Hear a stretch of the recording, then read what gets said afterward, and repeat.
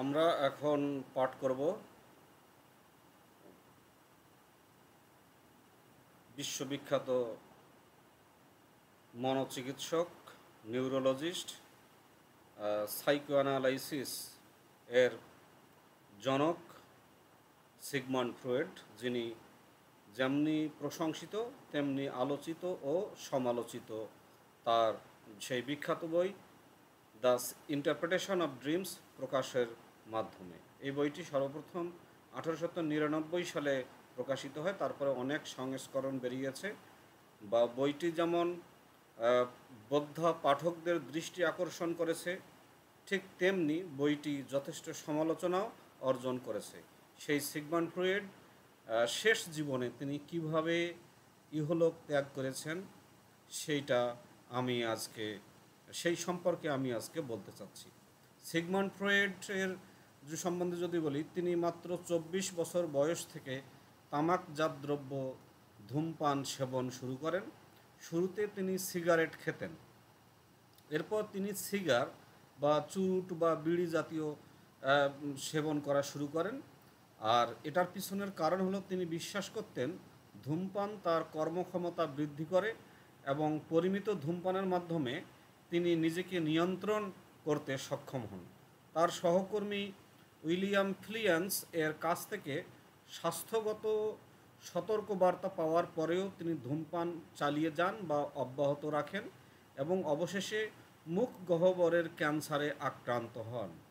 Freud 1897 সালে তার বন্ধু বা সহকর্মী ফিলিয়ান্সকে পরামর্শ দেন যে তামাকসহ অন্যান্য আসক্তিমূলক কর্মকাণ্ডসমূহ হল স্বমোহন নামক অন্যান্য চমৎকার অভ্যাসের বিকল্প, অর্থাৎ যে সমস্ত কাজ করে মানুষ আনন্দ লাভ করে বা আনন্দ পায়, মানুষ ধূমপান করেও সেই সমস্ত আনন্দ লাভ করে। এই কথা সিগমন্ড ফ্রয়েড বলেছিলেন। যাই হোক, 1923 সালের ফেব্রুয়ারিতে ফ্রয়েড তার মুখ গহ্বরে অতিরিক্ত ধূমপানের ফলে সৃষ্ট লিউকোপ্লাকিয়া নামক একটি মৃদু জমাট মাংসপিণ্ড দেখতে পান।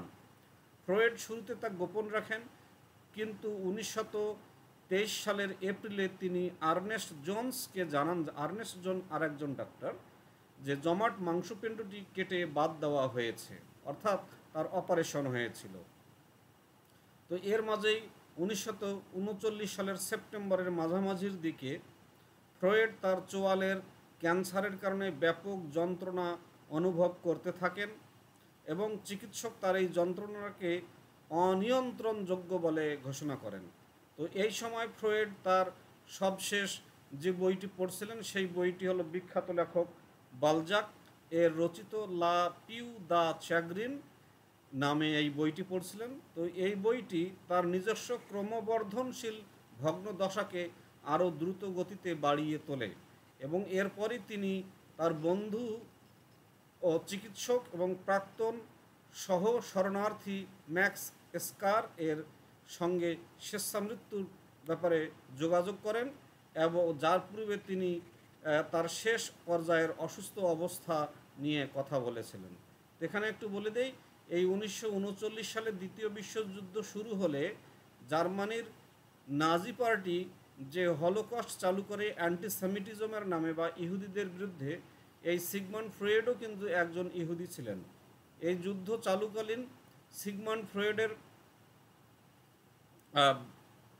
ফ্রয়েডের বইগুলো পুড়ে ফেলানো হয়েছিল। ফ্রয়েড দুঃখ করে বলেছিল যে আমরা কি উন্নতি করছি, বর্তমানে তারা আমার বই পুড়ে তারা সন্তুষ্ট, আর মধ্যযুগ হলে তারা আমাকে হত্যা করে সন্তুষ্ট হতো, এই দুঃখ করে বলেছেন।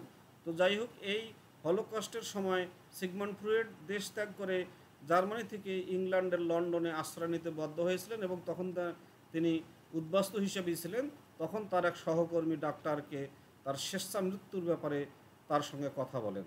যাই হোক, ম্যাক্স স্কার ও তার কন্যা তার মেয়ে আনা ফ্রয়েডের সঙ্গে যৌথ পরামর্শ করে অবশেষে 1939 সালের 23শে ডিসেম্বর ঠিক রাত 3টার দিকে এই ডাক্তার তার শরীরে অধিক মরফিন নামক যে একটা ব্যথানাশক ওষুধ বা নেশাজাতীয় দ্রব্য, সেটা তার শরীরে প্রবেশ করান।